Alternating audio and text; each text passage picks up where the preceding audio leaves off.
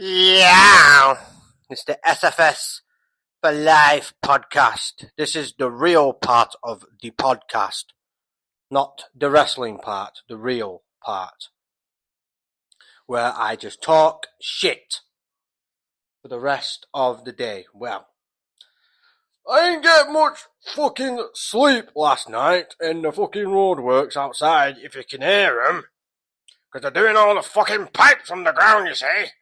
They're doing all the pipes. You see, because I don't fucking know why. You see, I live on a council estate street, but opposite a terraced house kind of thing. So, underneath the roads and that, they're doing the pipes!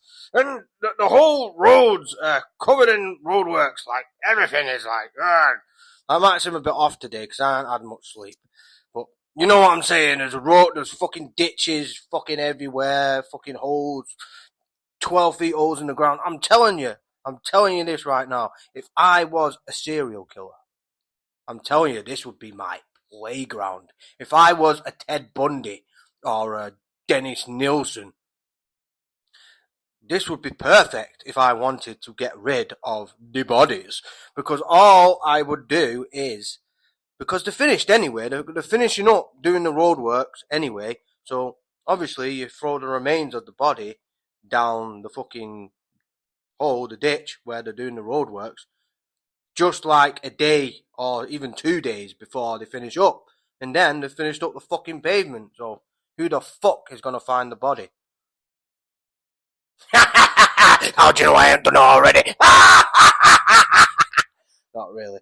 I am joking. Anyway, I've got to say for this portion of the podcast, and probably most of the podcast actually, I'm going to be talking about, things that might put people off. So if you're sensitive, you don't like talking about drugs and, other shit like that, I don't know what I'm going to say, but I'm just saying, I would highly advise you not to listen to it, because you know how it is these days. Everyone, not everyone, but, there's a culture out there that gets very offended by anything. I don't get it when it's just entertainment, but that's how it is. So if you're one of them people, then this podcast is not for fucking you. So I would kindly tell you to fuck off. Not really, just please,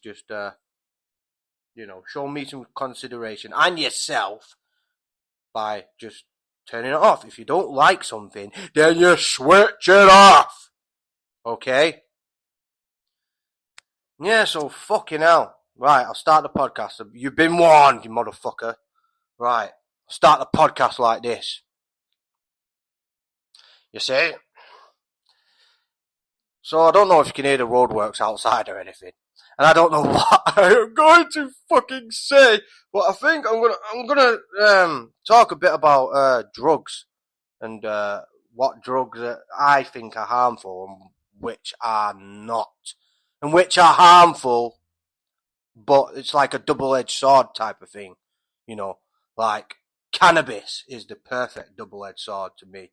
Because one person can fucking get up, smoke a fucking fat joint of a big blunt or skunk or whatever, high in THC and basically function the whole day. It doesn't seem to affect him. Other people can get up and smoke a joint and do fuck all. Just sit there on the fat, lazy, fat asses because they're fatties and play on fucking video games all day. Or some people even, get a bit anxious and paranoid. It's happened to me. I'm not saying, it's happened to me quite a lot of times on weed. Man, I used to be a proper fucking weed addict. I mean, it kind of messed my life up. But I've learned now that since I've been free from drug addiction, Hershey's licking my hand because she's getting excited. Probably because sorry for shouting her. I just can't help it sometimes. But what I was going to say was, 10 years ago, I was a fucking addict, right? I was on the brink of death. I'm not fucking trying to be like, I feel sorry for me. I've been through all this shit. I'm just telling you facts. I was a fucking addict. Like one of them fucking, them crazy motherfuckers you see in Manchester. Not as, not like today where where it's cracky gardens and all that shit around Manchester, I never, I was homeless, but I never slept on the street. I couldn't do it. I could not beg. I'm not saying if it happened to me now at this age, I probably wouldn't have the energy to do what I did like back then. What I'm saying is I never begged on the street. I went out and robbed, basically. I'll fuck it. I didn't give a fuck. Basically, I'd smash windows, take shit. I'd walk in the shop and just take shit. I never did anything, like I had a mate of mine, right? Oh, here we go. There's the roadworks, if you can hear him. Fucking got the forklift fucking going on there. Anyway, yeah, I had a mate who was on the smack and shit. He's, fucking God, I don't know what he's doing now, but he's on the smack and crack. He did speedballs and shit like that. But to make a long story short, he was into burgling and fucking mugging people. And I've never done that. I've never gone to them type of crimes, where I go up to someone and say, give me your fucking money, or, it's always been like, oh, just take things and hopefully no one will catch me. Because the last thing I wanted is confrontation. But there was a part in my life where when my grandma was dying and I was homeless and I was fucking drugged out my fucking head and an alcoholic, where, you look at me and I'll go fucking mad. But that was just an emotional reaction. Like, I didn't have, like, devious thoughts. Like, I didn't want to go out and, where you deviously plan stuff, premeditated robbery and shit like that, if you know what I mean. I never did anything like that. That's what I'm saying. So, back to my mate. There's one night, he's like, oh, come and burgle this house, mate. It's got fucking, what is it? Fucking, I think PS4 just come out and he's got all these Bluetooth speakers and he's, and Rolex. The guy's got Rolexes and shit like that in his room and all that. And I'm like, right. And like, I bet I tell you, man, if you're not up to it, it doesn't matter because the people are not even in the house. But still, man, I just never could do that. But I'd only steal from like shops, like the big businesses, if you know what I mean, like the cooperative or Tesco. It's not right. I'm just saying, or I would, steal from shops and shit like that. Yeah, I stole from my parents, to get drugs. I was a piece of shit. But what I'm saying is, basically, my mate one night, I'm not going to mention his name, but he was like, fuck it then. All you have to do is look out and I'll split half. And I'm like, okay, I'll look out. Whatever, fuck off. I weren't really looking out. I just sat there on the bench smoking a spliff. And what's funny is he tried to get into the bathroom windows, like, you stupid fucking cunt. Because the guy, my mate, was a fat fucking bastard anyway. I don't know how he was, because he was smoking crack all the time and taking smack. So I don't know how he was a fat bastard. But the moral of the story is, he came behind this house, yeah, and jumped on this fucking conservatory, you know what I mean? They had a little extension to the house, yeah. So he dropped on the fucking house, and then the bathroom window was small as fuck. I'm like, how the fuck are you going to get in there? I'm like, you fucking moron. And he went through the bathroom window, but only half of him went through. From the fucking arse down, he was stuck out. He was there all fucking night. He was yelling for me, screaming for me, please, help me, get out of here, help me. And I was like, what do you want me to? I'm like, I don't know whether there's a camera on the street or something. I am not going to be a fucking, what is it? God, man, fucking, mine's a witness to, not a witness, a fucking alibi or whatever you call it, guilty by association to your robbery. So I was like, I'm not fucking doing, no way, man. If you're, I'm fucking already on probation, man. If I get fucking caught, I'm looking at, I might be going down for fucking 5 years or something, because that's what you get. So, no. So, road workers outside my fucking window, man. Does my fucking head in sometimes.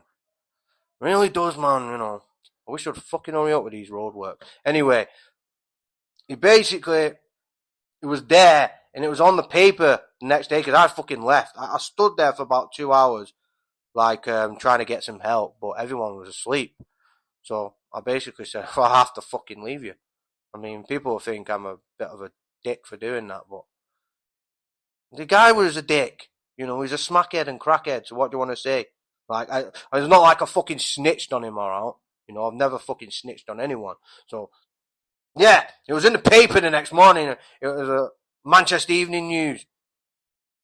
A guy, fucking, the owners came in and found a guy with his legs and ass out of the bathroom window, and his face and chest was stuck on the window ledge, trying to get into the window, into the bathroom, into this bathroom. And I knew it wasn't going to work. And I think he must have been off his fucking head. But yeah, it's like the second fucking story in the paper. It was like 10 years ago when I was on my drug shit. But anyway, yeah. But I've never, you know, I've been homeless, but I had a concessionary bus pass because of my disability. Like, people say I've got ADHD and I might have Asperger. You know, I don't understand the Asperger thing. Then that what Elon Musk has got or something, and he's the richest guy in the world. I'm not talking any politics anyway, so you know my feelings on Elon Musk do not matter. Recently they're not very positive, but it really doesn't matter about that. So yeah, I just got a concessionary pass and just slept on buses, or I'd rob and stay at hotels, or sometimes my family would stay when my grandma was alive. I used to dip zip-zock back from Manchester, Birmingham, fucking on the coach, man. And them coach rides were so fucking horrible, especially when I ran out of my drugs. And I'd sit on the coach and I'd just have fucking mad, mental thoughts, man. Just like procrastinating like fuck about what people did to me, what I was going to do to them, or what I did. Oh, it was horrible. They were horrible. I don't want to go into that shit.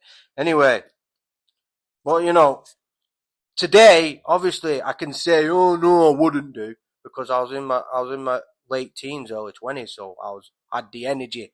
Kind of, that's why, probably. Or that, you know, I just, the worst thing ever though is to be on the fucking streets in the Manchester city centre begging. Like, I know some people fucking prefer it these days. There's certain people, and I see in Manchester sometimes, and they actually prefer being on the streets. I think that's the worst thing ever, because people are walking past you that I got, you know, I'm not saying they're happy or anything, but, you know, they seem happy compared to you. They're alive, they got jobs, they got girlfriend, boyfriend, they're dressed up nice, they, you know, maybe have a smile on their face, you know, they've got a life, you know, they look healthy, you know, even old people look healthy if they keep healthy, you know, and you're just strung out, down and out on the streets, begging, why the whole world, why thousands or even million people pass you by each day. That is fucking horrible, man. I'd rather be in jail, you know, than that. I tried once to get in jail because I was up like 72 hours one night. I was down in London. I'll tell this story another time because it's a very long story. But my punk ass motherfucking millionaire dad who I still want to kill to this fucking day. And believe me, Jim Cornette, as much as you hate Vince Russo, I really fucking hate my dad. And, you know, I am really going to piss on his grave. You know, if I don't kill him before he dies, which I won't. So, please do nobody report me to the police because I ain't going to kill no one. 10 years ago, I was threatening him like a motherfucker. But I'm not going to get into my dad today, but, you know, basically I was down because, you know, he's a millionaire and I'm homeless. So I just wanted a little bit of help, and I wanted to get the whole fucking time I was on drugs and homeless. I didn't want that. I wanted to get clean the whole fucking time. It's just one of them things, innit? Is your mind sometimes just plays fucking tricks on you, and you know it's life. Life doesn't. How am I gonna say this? Life is totally opposite. Reality is totally opposite to the way you want to perceive it in your head. You know. You're not even in control of your own fucking thoughts. Like, let's get this real. I'm hardly in control of myself most of the time. So if you think you're going to be in control of what happens in the world and what other people do and how politics are, the weather, then you're in for a very miserable life where you're going to suffer. You need to find that kind of that Zen type, be in the present moment and be aware, don't take your thoughts seriously. Anyway, I'm veering off a bit, but yeah, there's one night I was up for 3 days in London, and I'm telling you, I ain't going to sleep nowhere, right? Because I was walking around areas like Southall and Brixton. Sometimes, dangerous area. Brixton's like the Bronx of Britain, right? So,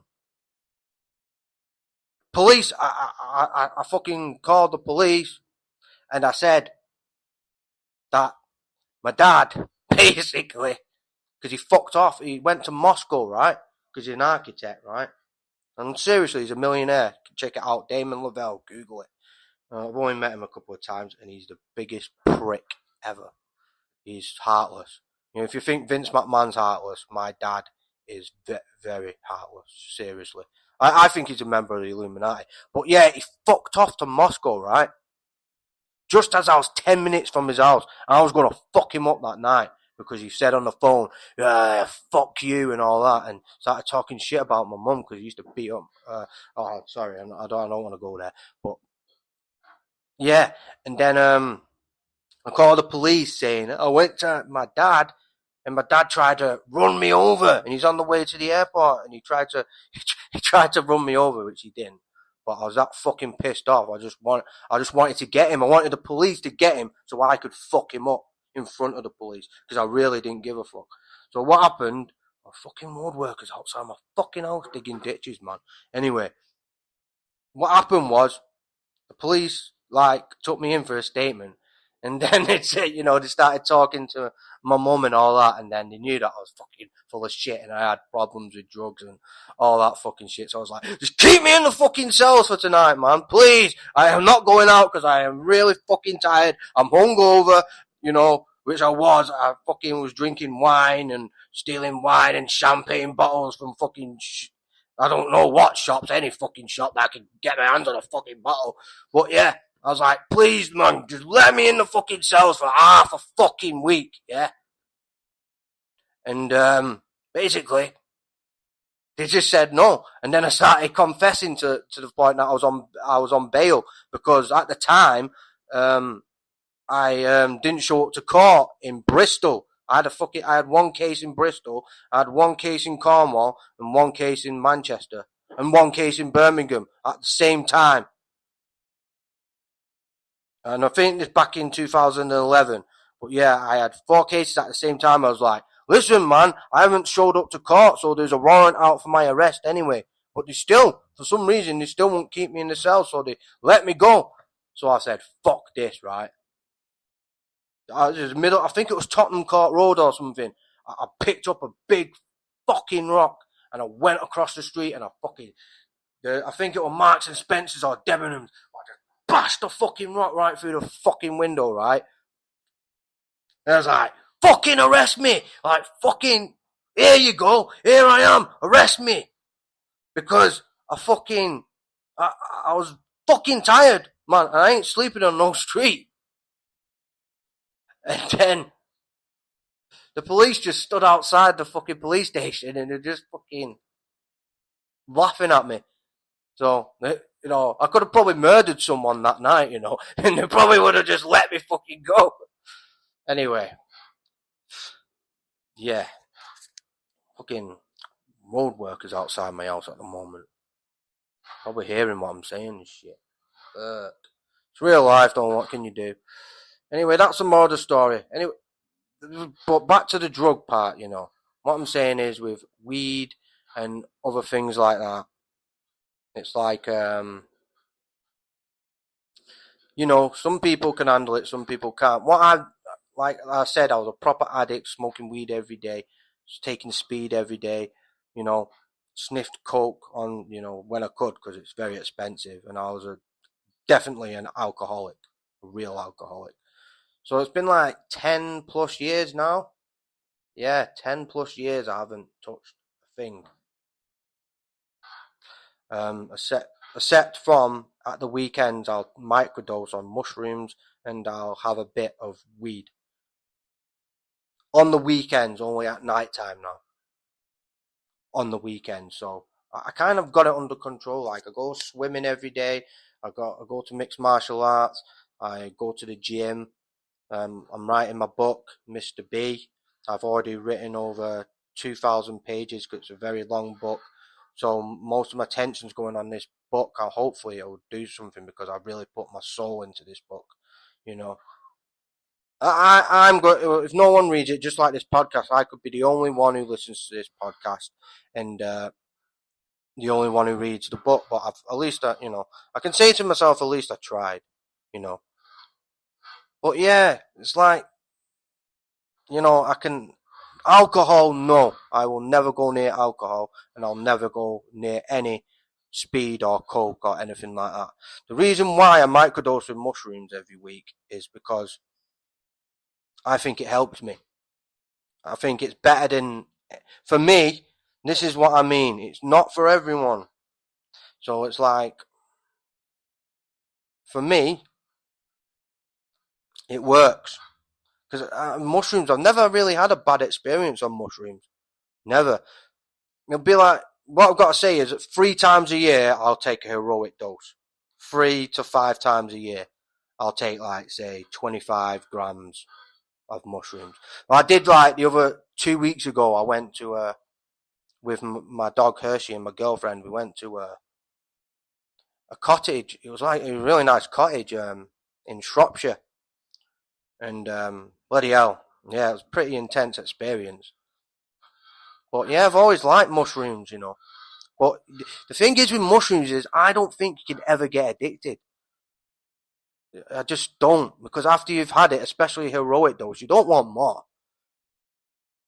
And microdosing, some people do that every day. I don't. I just do it on weekends. And 3 grams is enough microdose for me. That I don't know what tolerance level people are at, but 3 grams kind of makes me not trip, but, but puts me in a different state of consciousness. You know how the Buddha talks and stuff like that. If you've listened to like Eckhart Tolle and Thich Nhat Hanh and people like that and Alan Watts, the things that they point to, and you listen to them for ages and ages. You meditate for ages and ages, but you only understand it on like a conceptual level, if you know what I mean. With mushrooms, it kind of like takes you there to what they are saying, of like being one with the universe, and you don't feel like you're constricted with, by your mind and your body. Like I do a lot of time. I feel like, constricted sometimes with my mind and my body. So, that blockage, that mental blockage kind of goes away. And with cannabis, it's, it kind of, I let things go with cannabis. So it's like, if something in the world's bothering me, say like politics or something that happened in my personal life, if I smoke some weed, like, and it might not even be when I'm stoned, like 2 days after, like, I feel a sense of calm, and it definitely helps me with my sexual health. That's all I can say about that, because over the years, I'm, if you know what I mean, I'm find it hard to get very hard. And I don't want to take the fucking Viagra or shit like that, but weed kind of, makes me into like a fucking horny as a motherfucker. The sex is a lot better than weed, for my honest. But that's for me, and I understand why people don't like it, because it makes you paranoid. It can make you paranoid, and if you smoke it every day, you know how to say, the typical lazy stoner. You have no life, and I was like that. But I think if you do it at night time, especially if it's just on the weekend, I don't think it's harming me. If it does start harming me, then obviously I'm gonna put a stop to it. Definitely, because I'm not going down that fucking road ever again. That's a past lifetime to me. You know, the drugs and alcohol and all that shit is a past lifetime to me. What I think is it's medicine. And yeah, I do get high, but still, it's medicine. And I've got no evidence that mushrooms or cannabis damages the body. Like alcohol, which is one of the biggest fucking killers out there, in my opinion. You know, every time I drink, I get angry. You know, every time I drink, I take things personally. So I can't understand. I know everyone reacts differently, but I can't understand how people can drink to let the problems away. Because every time I've been around people that drink or are drunk, they're on a Friday night, right? And they go into a fucking pub and that. And they talk about the work week. I'm like, you've worked all week to chill on the weekends and let yourself go. And now you're complaining, bitching and moaning about your missus, your fucking work life. I'm like, what the fuck have you worked all week for? If you're just going to get pissed up and complain about it at weekends. I don't fucking get it. You know, so, and I'm not saying everyone's like that. But a lot of people are, and I was like that. So, you know, I just don't like drinking, you know, it turns me into a dick. And, you know, I don't understand why cannabis is not legal in this country. And it's because of that motherfucker, that neo fucking, that neo something, that Trump dick sucker, right? And that fucking, you know, listen, I hate both sides of the spectrum, so don't get it twisted. I hate the left and I hate the right. I hate wokeism, I hate capitalism.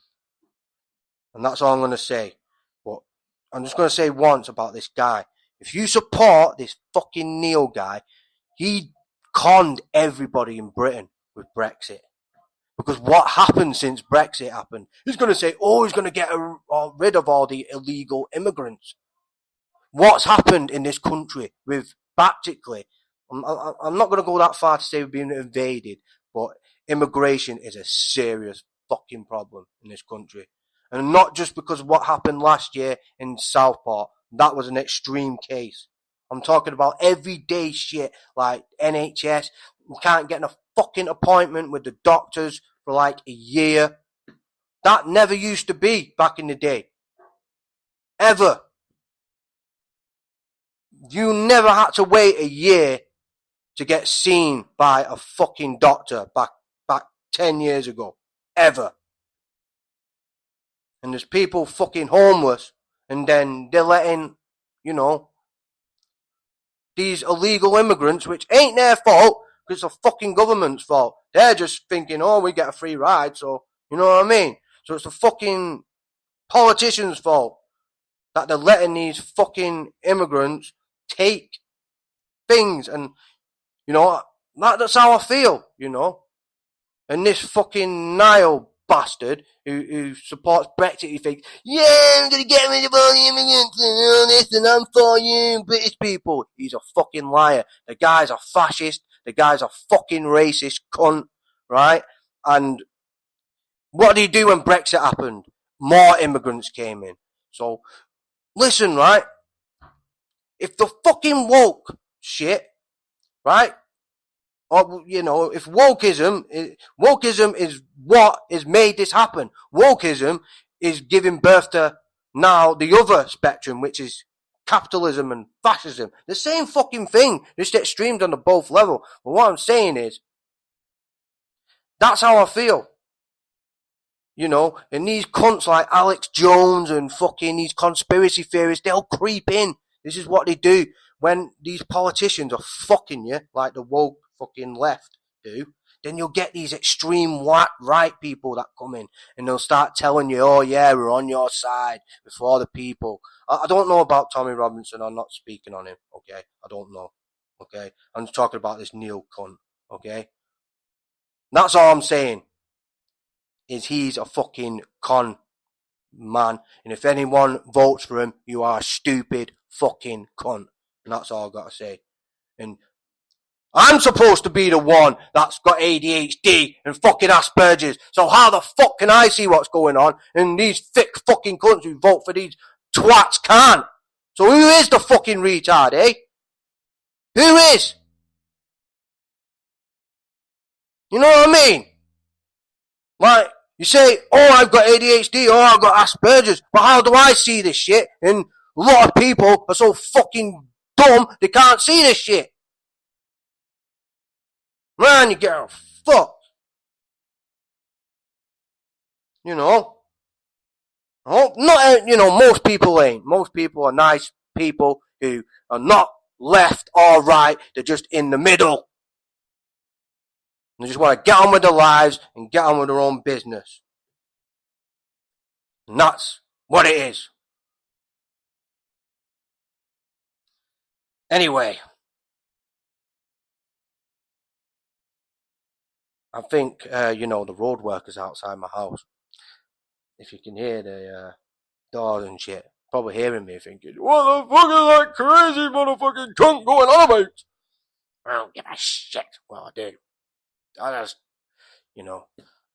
So, I'm going to go off to swimming anyway. I've got a busy day ahead of me today. Well, kind of busy anyway. Yeah, I kind of went off then, man. I don't really like going into politics. Just when I think about them, it sets me off, man. Because it's just so, it's just I try and live my own life. What can I do? I'm not in control of anything. I can't tell you not to wave your fucking stupid Palestine flag about. It's like, it's disrespectful in my opinion.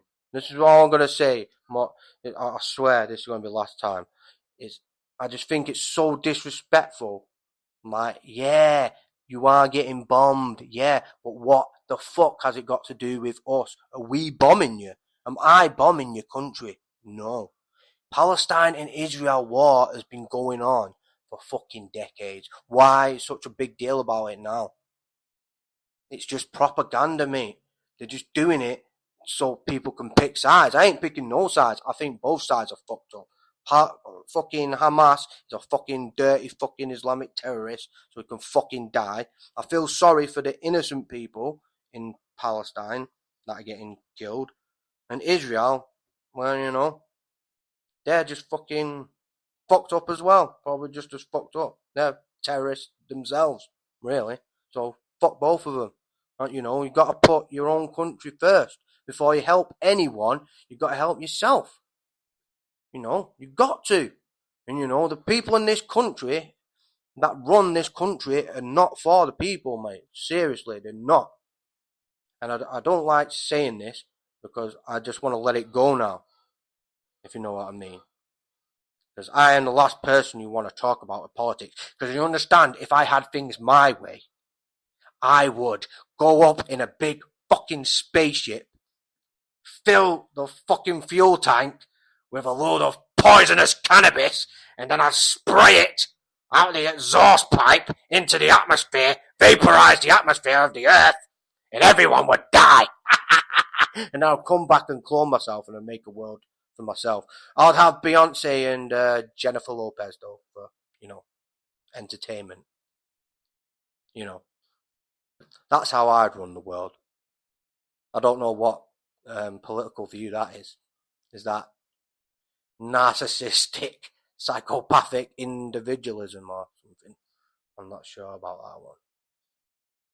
Anyway, I'll try my best not to talk about, philosophy and politics, because enough people talk about that bullshit. And why I mentioned the spaceship and the poisonous cannabis is because it plays a big part in the plot of Mr. B. Someone called Julio Draxler, a psychotic, sick individual, happens to be a scouser. But yeah, he's a psychotic, sick individual, and he's the protagonist. And Mr. B is trying to stop him. And basically, he's murdered all of Mr. B's family. He murdered his mother called Che, when he was 2 years old. And the guy, his dad got Draxler to do it, and his dad happens to be called Damon. My real dad happens to call Damon. That's no coincidence. I just came up with that name. But anyway, yeah, he kills Mr. B's mum when he's 2 years old. So Mr. B grows up in a foster home and everything, and he grows up fucked up, Mr. B. I'm only going to tell you a bit of the story because it's a very long book. But yeah, Mr. B grows up all fucked up, and Draxler's basically, it starts off with Draxler because he's 30 years older than Mr. B.